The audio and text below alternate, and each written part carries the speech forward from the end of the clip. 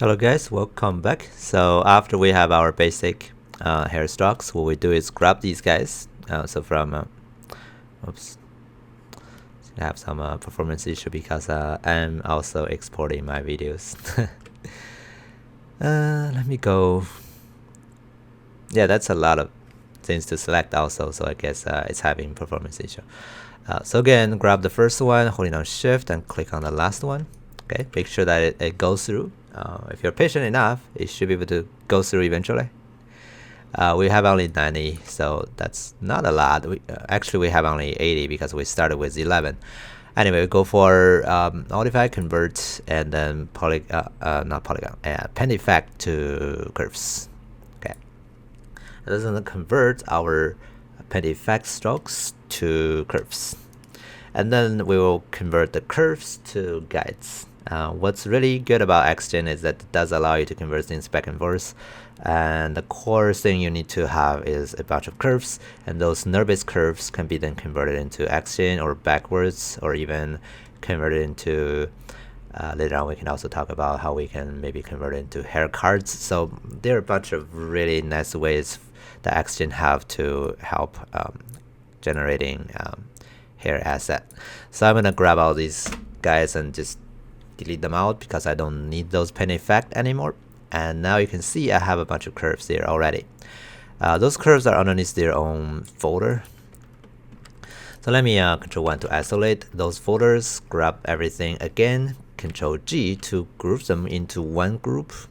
That way I can also get rid of those groups because I don't need those groups. I just need this one group with all my curves. I can call this guy hair curves.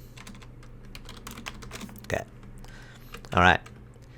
Now after that, what we can do is let's try if this works first. Let's grab everything here, right?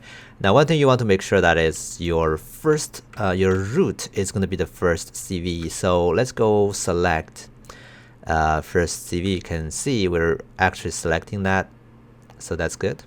Okay. So what we do here is grab, actually we need to have a geometry for the hair, of course. So let me grab the head geometry and go to the right view. And then I'm gonna go, grab the face mode and just select all the faces that I need to grow my hair. You rather want to select more than you need because you can always, pin to where do you really want hair later on, but that has to be limited to this area you're selecting now. Okay, and then I'm gonna reverse my selection. I believe that's Control Shift I. All right, and then delete to delete that. Oh, you know what? I kind of want my head. So I need a duplicated model of my geo, of course. So I'm gonna go to the object mode, Control D, and then this duplicated one will be my hair geometry. Let me hold it on Control and deselect those faces and delete that. Cool. Also rename this guy to hair base. Okay. And then one thing to be aware of is that for XGen to work properly, you need to set your project. Very important. Also, go ahead and make sure that you optimize your scene size. If you have a rig already, this may break it, so you do this before rigging.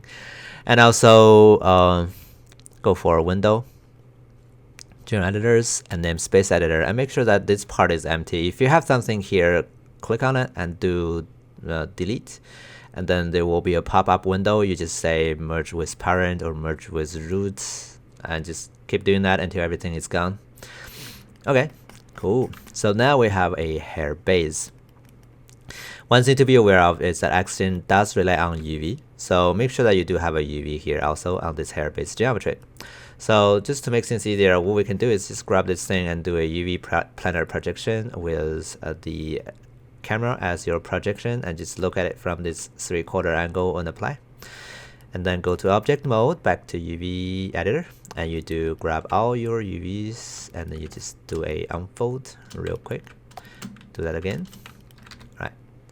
And then just place it where in the middle of the UV space. Make sure that you don't have anything exceed the limit of the U1V1 UV space or the first tile. Okay, cool. After this, what we do is we go grab this guy and we go for generate and then Xgen editor. Okay, and create new description. Now here we're gonna call this description name as Rainer hair underscore description, or we can say description. And then the collection will be a collection of descriptions. So for example, if you do have a character that has all the different body furs, like the hair, the beard, the eyebrow, eyelashes, they can all fall into one collection. Okay, so I can call this guy Rainer hair collection for all the hairs of Rainer collection. Okay, I may have this already in my projects hair collections. Okay, in settings here will be keep those two as default, and you check the placing and shaping guides for the control the primitives by, and then just create. Okay, when you do that, nothing would happen because there's no guide. So what you do is you need to convert your curve into guides.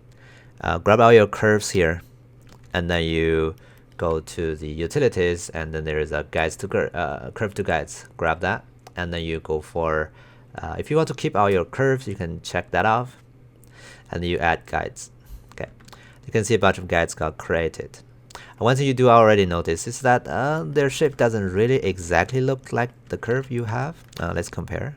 Grab the collection here and then the curves. I can see what's happening is that it's basically interpolating the distance to move everything downwards until the reaches to the very beginning of the very surface of the hair geometry, of the hair base geometry.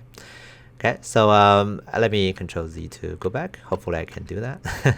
Sometimes Xgen is really not happy with undo. Anyway, so what we can do is we can try to tweak some of the setting here. So it's tip snapping amount, snapping power kind of thing, and it's blending out. So we change that back to 0.2 and add guides. Because this time what it does is it's blending a little bit lesser. Okay, and we can even lower that down a little bit more. Oh, grab my curves. Of course, you can see it's a little bit better. Maybe I can also change the power to something smaller. Let's see what that does. Okay, and then do that again. Not really helping a lot. So we can drag those things back. So another thing we could do, because I just want to try if those controllers work. If they're not working as the way you want them to be, because I still want to keep those basic shapes, I can manually do that myself.